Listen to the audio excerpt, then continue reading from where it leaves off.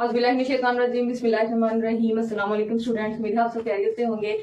Welcome back to the learning with KF. और आज की हमारी वीडियो का टॉपिक है इलेक्ट्रोकेमिस्ट्री, जो कि बहुत ही ज्यादा इंपॉर्टेंट टॉपिक है क्लास 9 के चैप्टर नंबर 7 का और क्लास फर्स्ट ईयर के चैप्टर नंबर 10 का। इलेक्ट्रोकेमिस्ट्री क्या है? इलेक्ट्रोकेमिस्ट्री में हम केमिस्ट्री यानी केमिकल रिएक्शंस और इलेक्ट्रो मीन्स इलेक्ट्रिसिटी, इसमें हम स्टडी करते हैं relationship between electricity and chemical reactions. हम इलेक्ट्रिसिटी और केमिकल रिएक्शंस के दरमियान रिलेशनशिप को स्टडी करते हैं कि हम इलेक्ट्रिसिटी देकर केमिकल रिएक्शंस करवा सकते हैं या केमिकल रिएक्शंस के नतीजे में हमें इलेक्ट्रिसिटी मिल सकती है। और ये जो दोनों मैंने आप लोगों को सेंटेंसेस बताए हैं, इसके दो तरह के सेल्स होते हैं इलेक्ट्रोकेमिस्ट्री में, जिन्हें हम बोलते हैं गैल्वानिक सेल और इलेक्ट्रोलाइटिक सेल। ऐसा सेल जिसमें इलेक्ट्रिसिटी को केमिकल रिएक्शंस करवाने के लिए इस्तेमाल किया जाता है, उसे हम लोग बोलते हैं इलेक्ट्रोलाइटिक सेल या इलेक्ट्रोलाइटिक सेल भी कहा जाता है। और ऐसा सेल जिसके अंदर केमिकल रिएक्शंस खुद ब खुद होते हैं और होने के बाद वो इलेक्ट्रिसिटी प्रोवाइड करते हैं, जिससे हम लोग बैटरीज, हीटर्स, जनरेटर्स वगैरह को चला सकते हैं, उस सेल को हम बोलते हैं गैल्वानिक सेल। तो इलेक्ट्रोकेमिस्ट्री में जो दो सेल्स बहुत ज्यादा इंपॉर्टेंट हैं, उनके नेम्स हैं इलेक्ट्रोलाइटिक सेल,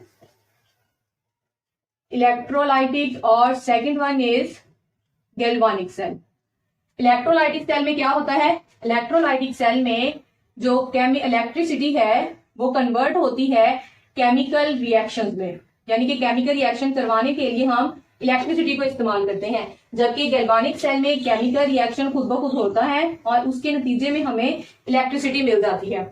अब ये जो हम कहते हैं केमिकल रिएक्शन हो रहा है इलेक्ट्रिसिटी देने से हो रहा है, या केमिकल रिएक्शन होकर इलेक्ट्रिसिटी हमें मिल रही है, इसमें जो रिएक्शंस होते हैं वो उन रिएक्शंस को कहा जाता है इलेक्ट्रोकेमिस्ट्री के वो रिएक्शंस जिनमें ऑक्सीडेशन और रिडक्शन रिएक्शन शामिल होते हैं। उन्हें हम नाम देते हैं रिडॉक्स रिएक्शंस का। रिडॉक्स रिएक्शन एक ऐसा रिएक्शन है जिसके अंदर ऑक्सीडेशन का प्रोसेस होता है और रिडक्शन का प्रोसेस होता है। ऑक्सीडेशन और रिडक्शन, अब ये क्या प्रोसेसेस हैं? इसमें जो रिडॉक्स में RE है, ये हासिल किया गया है नेम रिडक्शन से, और RED और जो OX है ये हासिल किया गया है ऑक्सीडेशन से। अब रिडक्शन और ऑक्सीडेशन का अगर आपने इलेक्ट्रोकेमिस्ट्री को स्टडी करना है या इलेक्ट्रोकेमिस्ट्री को पढ़ना है, तो आपको सबसे पहले रिडॉक्स रिएक्शंस के बारे में या ऑक्सीडेशन और रिडक्शन रिएक्शन के बारे में पता होना चाहिए कि ये कौन से रिएक्शंस हैं और इनमें होता क्या है। बेसिकली जो रिएक्शन हम लोगों ने स्टडी करने हैं इलेक्ट्रोकेमिस्ट्री में, वो तीन तरह के रिएजेंट्स की वजह से हो सकते हैं। उनमें जो कंपोनेंट है वो इलेक्ट्रॉन भी हो सकता है, वो हाइड्रोजन भी हो सकता है, और वो ऑक्सीजन भी हो सकता है।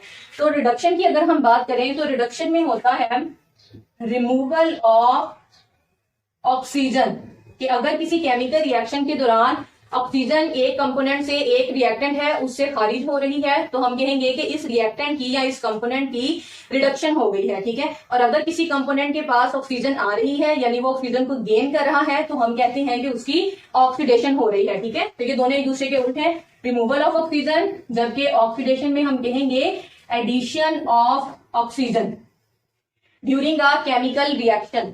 उसके बाद रिडक्शन रिएक्शन की एक और डेफिनेशन आप ये कर सकते हैं, addition of hydrogen. Addition of hydrogen, अगर किसी केमिकल रिएक्शन के दौरान एक रिएक्टेंट में से हाइड्रोजन रिमूव हो रही है या एक रिएक्टेंट में हाइड्रोजन ऐड हो रही है, अगर ऐड हो रही होगी तो हम कहेंगे उस रिएक्टेंट की रिडक्शन हो रही है, और अगर रिमूव हो रही होगी तो हम कहेंगे उसकी ऑक्सीडेशन हो रही है। तो ऑक्सीडेशन में हम लोग कहेंगे रिमूवल ऑफ हाइड्रोजन। उसके बाद तीसरा कंपोनेंट मैंने आपको क्या बताया? हाइड्रोजन हो सकती है, ऑक्सीजन हो सकता है कंपोनेंट, या फिर हो सकता है इलेक्ट्रॉन्स। ठीक है। तो इसमें जो रिडक्शन है, रिडक्शन में होता है एडिशन ऑफ इलेक्ट्रॉन्स, और जो ऑक्सीडेशन है उसमें होती है रिमूवल ऑफ इलेक्ट्रॉन्स। तो ऑक्सीडेशन और रिडक्शन रिएक्शंस को अगर हम देखें तो इन रिएक्शंस को हम इस तरह से स्टडी करेंगे, removal of oxygen, addition of hydrogen and addition of electron in a chemical reaction is known as reduction। ठीक है। और ऑक्सीडेशन को हम कैसे डिफाइन करेंगे? addition of oxygen, removal of hydrogen and removal of electrons during a chemical reaction is called as oxidation। और ये दोनों रिएक्शन जो है ये साइमल्टेनियसली प्रोसीड करते हैं, मतलब where there is oxidation there is reduction, या हम कह लें where there is reduction there is oxidation. अगर किसी केमिकल रिएक्शन में ऑक्सीडेशन हो रही है तो लाजमी तौर पर वहां पर रिडक्शन भी हो रही होगी। यानी अगर हम बात करते हैं कि किसी केमिकल रिएक्शन में ऑक्सीजन ऐड हो रही है, दो कंपोनेंट से एक से ऑक्सीजन जो है वो रिमूव हो रही है, तो लाजमी तौर पर वो रिमूव कब होगी, जब उसे आगे कोई हासिल करने वाला कंपोनेंट मौजूद होगा। ठीक है, तो जिसमें से रिमूव हो रही है उसे हम कह देंगे कि उसकी क्या हो रही है, रिडक्शन, और जो उसे हासिल कर रहा है हम कहेंगे इसकी ऑक्सीडेशन हो रही है। तो ऑक्सीडेशन और रिडक्शन रिएक्शन जो होते हैं ये साइमल्टेनियसली प्रोसीड करते हैं। ऐसे ही अगर किसी जगह पे हाइड्रोजन ऐड हो रही है तो वो किसी दूसरे कंपोनेंट से रिमूव हुई होगी तो ऐड हो रही है, तो इसलिए अगर ऑक्सीडेशन है तो रिडक्शन भी होगी। अगर हम इनको एग्जाम्पल्स के जरिए से समझें तो पहले हम एग्जांपल लेते हैं ऑक्सीजन की।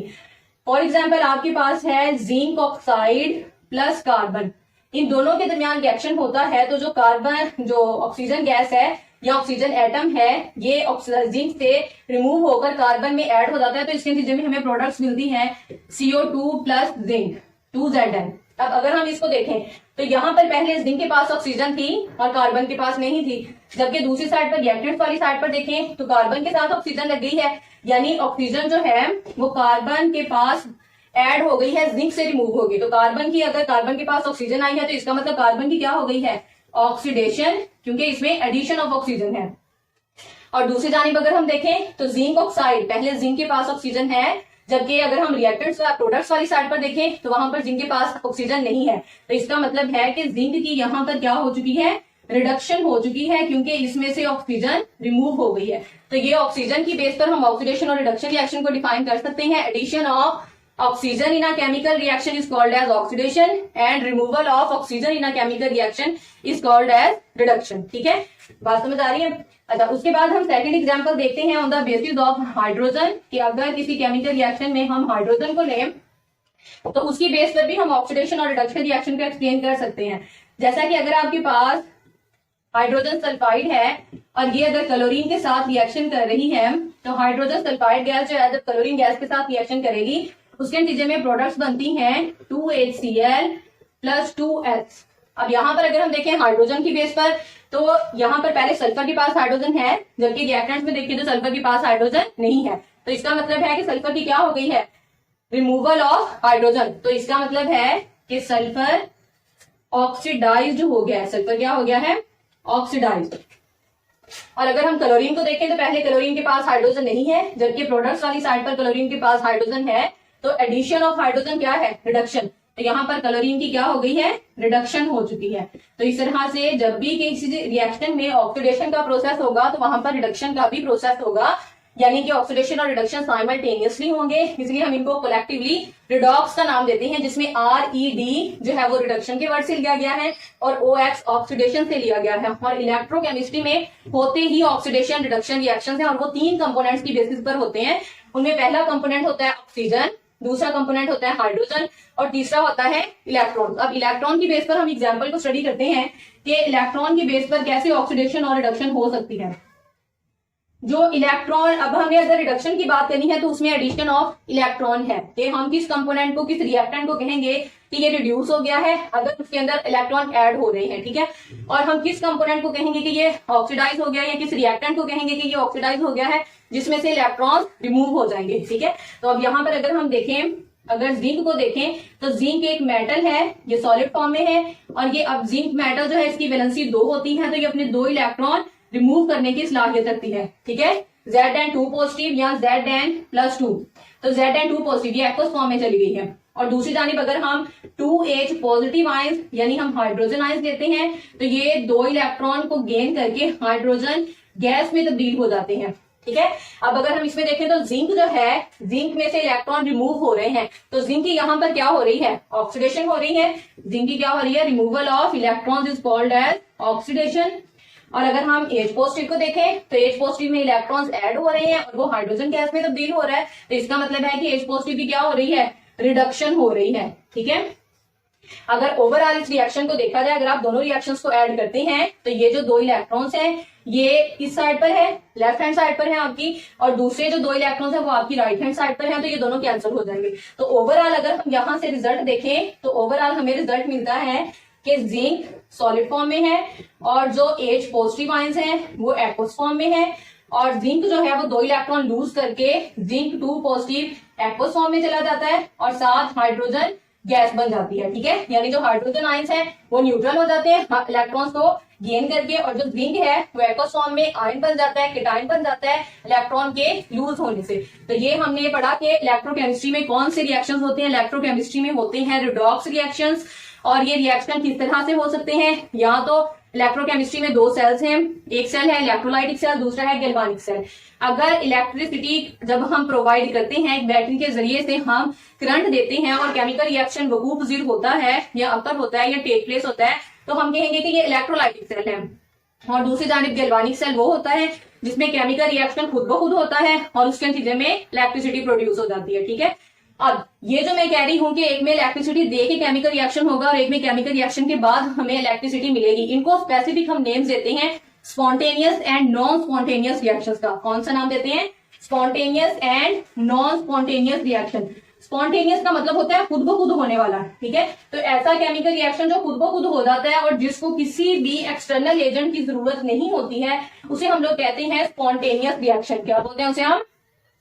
Spontaneous reaction. अगर हम रिएक्शंस देखें कि इलेक्ट्रोलाइटिक और गैल्वानिक सेल में कौन से रिएक्शंस होंगे, तो रिएक्शंस की 2 टाइप्स हैं, spontaneous and non spontaneous reactions. Spontaneous reactions क्या होते हैं? Which take place on their own, जो खुद ब खुद हो जाते हैं विदाउट एनी एक्सटर्नल एजेंट, किसी भी बैरूनी एजेंट की मौजूदगी के बगैर वो खुद ब खुद हो जाते हैं। या वो वाले, या फिर ऐसे रिएक्शन जिनको स्टार्ट होने के लिए थोड़ी सी हेल्प चाहिए होती है, लेकिन जब वो स्टार्ट हो जाते हैं तो उसके बाद खुद ब खुद हो जाते हैं। ठीक है, जैसा कि अगर हम लोग देखें तो पानी जो है वो ऊंचाई से हमेशा गहराई में आता है, तो ऊंचाई से गहराई में लाने के लिए उसे किसी की एक्सटर्नल एजेंट की जरूरत नहीं है, किसी भी बैरूनी मदद की जरूरत नहीं है। पानी का जो नेचुरल फिनोमिनन है वो यही है कि पानी हमेशा ऊंचाई से गहराई में आता है। दूसरा, बर्निंग ऑफ कैंडल अगर हम देखें तो मोमबत्ती को जब हम जलाते हैं तो हमें थोड़ी सी पहले उसको माचिस की तीली से हम थोड़ा सा उसको स्पार्क देते हैं, फ्लेम देते हैं, उसके बाद जब तक उसका मोम नहीं खत्म हो जाता वो खुद ब खुद जलती रहती है। ठीक है, बात समझ आई है? तो जो स्पॉन्टेनियस रिएक्शंस हैं वो कौन से होते हैं? Take place on their own, जो कि अपने आप हो जाते हैं। ठीक है, ऑन देयर ओन, जिनको किसी हेल्प की जरूरत नहीं है, वो खुद ब खुद हो जाते हैं। जबकि नॉन स्पॉन्टेनियस रिएक्शन कौन से होते हैं?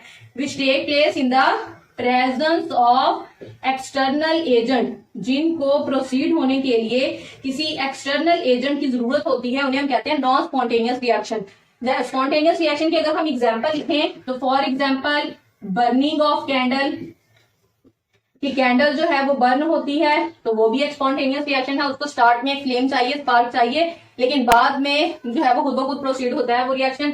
दूसरा अगर हम देखें तो पंप, इसमें आप कह लें कि जो मूवमेंट ऑफ वाटर डाउनवर्ड, जो वाटर है वो डाउनवर्ड खुद ब खुद ही गिरता रहता है, उसको किसी भी हेल्प की जरूरत नहीं है। नॉन स्पॉन्टेनियस रिएक्शन की अगर हम बात करें तो ये कौन सा रिएक्शन होगा? अच्छा, स्पॉन्टेनियस में बच्चे एसिड बेस रिएक्शंस भी होते हैं। ठीक है, न्यूट्रलाइजेशन रिएक्शंस, या फिर आप यहां पर लिख सकते हैं एसिड बेस रिएक्शंस जो है वो भी स्पॉन्टेनियस है। न्यूट्रलाइजेशन रिएक्शन जिसमें साल्ट और वाटर बनता है, तो ये भी स्पॉन्टेनियस रिएक्शंस होते हैं, इनको किसी हेल्प की जरूरत नहीं होती है। अच्छा, अगर हम बात करें नॉन स्पॉन्टेनियस की, तो नॉन स्पॉन्टेनियस में आप एग्जाम्पल दे सकते हैं। For example pumping of water up hill, कि अगर हमने एक तो एग्जांपल हमने ये पढ़ी कि अगर पानी ऊंचाई पर है तो वो गहराई पर खुद ब खुद आ जाता है, तो ये हो गया स्पॉन्टेनियस रिएक्शन। लेकिन अगर ऐसा हो कि हमने नलका लगाया हुआ है तो नलके में से पानी निकालने के लिए आपको उसका जो हैंडल है उसको आपको प्रेस करना पड़ेगा। ठीक है, तो वो पंप करने से पानी बाहर आता है अगर हम लोग बात करें नलके की। ठीक है, तो ऐसे जो रिएक्शन है वो नॉन स्पॉन्टेनियस है, जब तक आप उसको पंप करते रहेंगे नलके को, पानी बाहर आता रहेगा, लेकिन जैसे ही आप स्टॉप कर देंगे तो पानी बाहर नहीं आएगा। ठीक है, तो पंपिंग ऑफ वाटर अपहिल ये नॉन स्पॉन्टेनियस रिएक्शन है। अब अगर आपने अगर इसको गौर से समझा हो तो आपको समझ आएगी कि इलेक्ट्रोलाइटिक सेल जो है उसमें कौन सा रिएक्शन टेक प्लेस होता है। उसमें हम इलेक्ट्रिसिटी देते हैं तो केमिकल रिएक्शन होता है। इसका मतलब है कि जो इलेक्ट्रोलाइटिक सेल है उसमें रिएक्शन होता है नॉन स्पॉन्टेनियस। कौन सा रिएक्शन होता है इसमें? नॉन स्पॉन्टेनियस रिएक्शन होता है कि रिएक्शन खुद ब खुद नहीं होता। जब हम इलेक्ट्रिसिटी देते हैं तो रिएक्शन होता है, जब इलेक्ट्रिसिटी स्टॉप कर देते हैं तो जो केमिकल रिएक्शन है वो भी प्रोसीड होना बंद कर देता है। दूसरी जानिब अगर हम गैल्वानिक सेल की बात करें तो गैल्वानिक सेल में केमिकल रिएक्शन खुद ब खुद होता है और इलेक्ट्रिसिटी जनरेट कर देता है। तो इसका मतलब है कि जो गैल्वानिक सेल है उसमें कौन सा रिएक्शन होता है? उसमें स्पॉन्टेनियस रिएक्शन प्रोसीड करता है। ठीक है, बात समझ आ रही है? तो ये था इलेक्ट्रोकेमिस्ट्री का इंट्रोडक्शन में आपने ये देखा कि इलेक्ट्रोकेमिस्ट्री है क्या।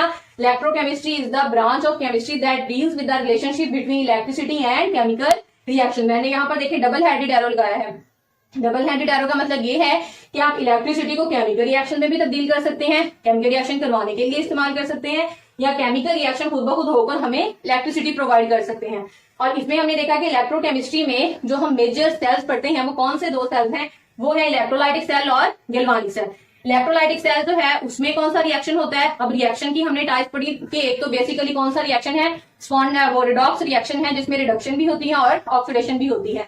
रिडक्शन में हमने बात की कि reduction is the addition of hydrogen, addition of electrons and removal of oxygen during a chemical reaction. और हमने बात की ऑक्सीडेशन की। ऑक्सीडेशन को हमने इस तरह से डिफाइन किया, oxidation is the removal of hydrogen, removal of electrons and addition of oxygen during a chemical reaction. फिर हमने बात की कि जो इलेक्ट्रोलाइटिक और गैल्वानिक सेल है इनमें कौन से दो तरह के रिएक्शन होते हैं। होते तो रिडॉक्स रिएक्शन है, लेकिन एक रिडॉक्स रिएक्शन स्पॉन्टेनियस होगा और एक नॉन स्पॉन्टेनियस होगा। तो रिएक्शन कौन से हैं, स्पॉन्टेनियस एंड नॉन स्पॉन्टेनियस। तो स्पॉन्टेनियस रिएक्शन कौन से होते हैं, स्पॉन्टेनियस रिएक्शन वो रिएक्शन हैं which take place on their own without any external agent, जिनको एक्सटर्नल एजेंट की मौजूदगी की जरूरत नहीं होती है और ये खुद ब खुद हो जाते हैं और इनमें एनर्जी भी प्रोड्यूस होती है। ठीक है, स्पॉन्टेनियस में क्योंकि खुद ब खुद होते हैं, जैसा कि हमने यहाँ पर बात की कि गैल्वानिक सेल में केमिकल रिएक्शन होगा और इलेक्ट्रिसिटी प्रोड्यूस करेगा, तो electricity is the form of energy. और दूसरा नॉन स्पॉन्टेनियस कौन से होते हैं, non spontaneous are those which take place in the presence of an external agent, जो किसी बैरूनी एजेंट की मौजूदगी में होते हैं। और इसमें हमने एग्जांपल पढ़ी पंपिंग ऑफ वाटर। अब इसके अलावा भी बेशुमार केमिस्ट्री में रिएक्शंस हैं जो कि नॉन स्पॉन्टेनियस है, उनको कैटालिस्ट की जरूरत होती है या उनको टेक प्लेस होने के लिए टेम्परेचर की जरूरत होती है, प्रेशर की जरूरत होती है। ठीक है, या किसी भी उन्हें को फैक्टर की जरूरत होती है, एंजाइम की जरूरत होती है, तो वो नॉन स्पॉन्टेनियस रिएक्शंस होंगे। और स्पॉन्टेनियस में हमने कहा कि स्पॉन्टेनियस जो है वो भी दो तरह के हो सकते हैं, या तो ऐसा रिएक्शन जिसको बिल्कुल ही बैरूनी एजेंट की जरूरत ना हो, दूसरा वो रिएक्शन भी स्पॉन्टेनियस कहलाएगा कि जिसको सिर्फ स्टार्ट होने के लिए थोड़ा सा स्पार्क, थोड़ा सा फ्लेम चाहिए, थोड़ी सी मदद चाहिए, लेकिन बाद में वो खुद ब खुद ही होता जाएगा। ठीक है, तो इसमें हमने कहा मूवमेंट ऑफ वाटर डाउनवर्ड, कि पानी जो है वो ऊंचाई से गहराई में आता है। फिर बर्निंग ऑफ कैंडल या एसिड बेस्ड रिएक्शंस क्या है, स्पॉन्टेनियस रिएक्शंस हैं। जो इलेक्ट्रोलाइटिक सेल है इसमें नॉन स्पॉन्टेनियस रिएक्शन होता है, जब तक हम बिजली नहीं देंगे केमिकल रिएक्शन नहीं होगा।